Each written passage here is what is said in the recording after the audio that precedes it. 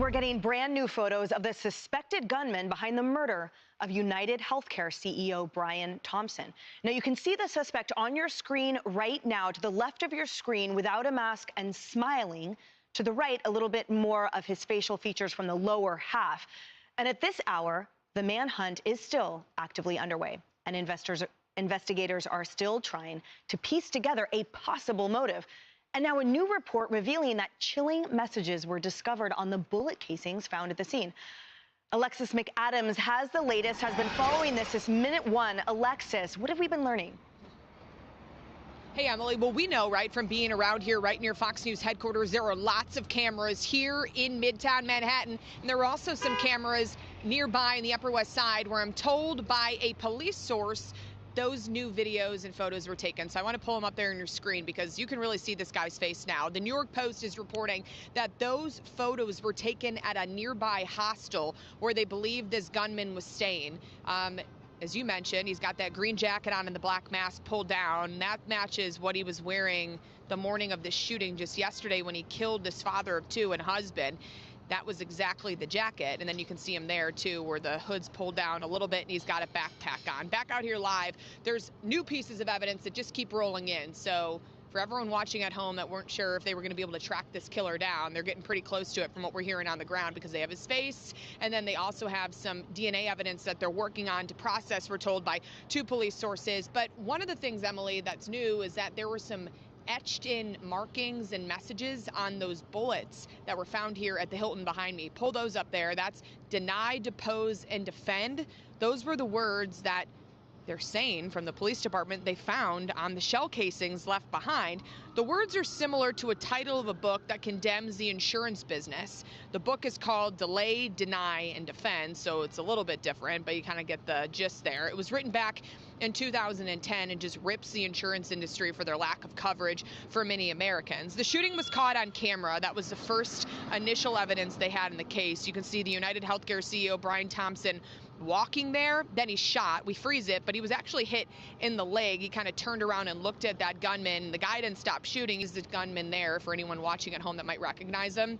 He was at a Starbucks before he went to this shooting scene. We were told he bought a drink, threw something out in the trash, and that's what they're using right now to try and go through that evidence to track him down. Brian Thompson led one of the biggest health insurers in the country. He worked for United Healthcare for about 20 years. The 50-year-old was a dad of two young boys who are in high school out in Minneapolis area, and he was also a husband. Thompson was only supposed to be here in New York for a couple of days because he was supposed to speak at this Investors Day conference at the Hilton Hotel in Midtown, and his visit ended here with his death. And back out here live, you just gotta think too for a second. We're right before the holidays in New York City and all across the country, and this mom and these two sons find out, Emily, in Minneapolis, you know, their dad's not coming home from a business trip. He left to fly here on Monday. So it's really a sad situation as we do try to track this killer down. He did have threats against him. Outlets were told by his wife. What were those threats? Were they about his job? Were they about United Healthcare?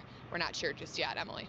Yeah, Alexis, devastating for the family, frightening for those of us here in New York City. We know you are on it. You are on that breaking news and with your tight sources there at NYPD and beyond. So we'll be sure to check back in as developments arise, Alexis. Kaylee, all right, so we know now, and then so much we don't know now as well. What are your thoughts? So the New York Times obtained surveillance video that shows this individual being in the area for about 10 minutes before. Picks up the Starbucks, as Alexis said, bought a drink. Who buys a drink and then says, let's go off someone or kill someone? Like this is a deranged person. And we know kills Brian Thompson at 6:46 a.m.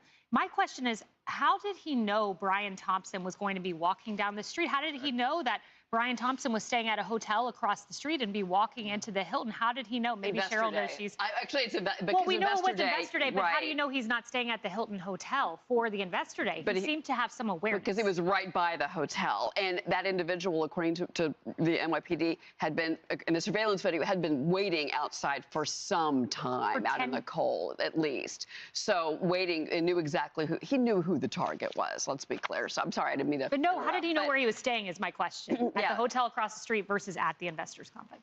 Yeah, there's so many questions. And we live here. I mean, it's frightening. Yeah. And that was before a million people came for the Rockefeller tree lighting. Yeah. This is a huge insurance company, and there's a lot of theories floating around.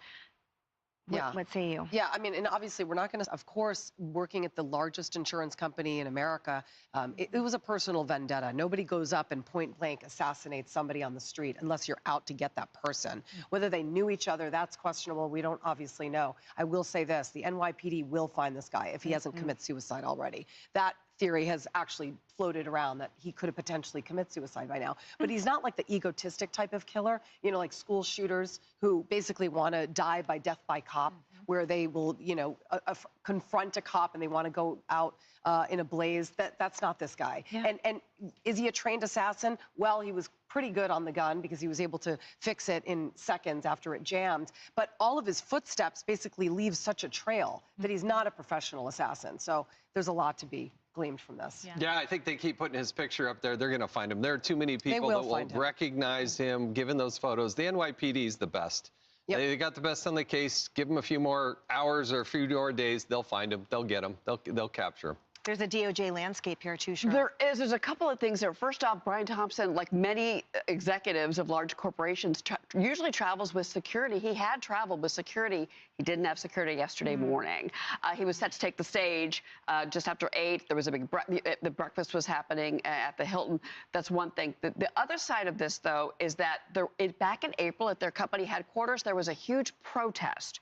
And it was a very organized protest. It was large. And it was basically, they were saying it was about claims denial. I want to point that out in all of this. And real quick, as far as the DOJ side, Brian Thompson and several of his colleagues, including the chairman of the company, they made some stock sales back in February, 2 weeks, and this is according to Crain's New York Business, 2 weeks before the antitrust DOJ action was actually announced. There's a lot of other pieces to this story that are unfolding.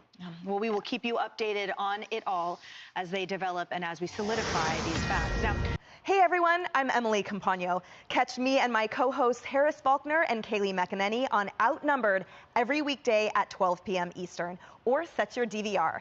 Also, don't forget to subscribe to the Fox News YouTube page for daily highlights.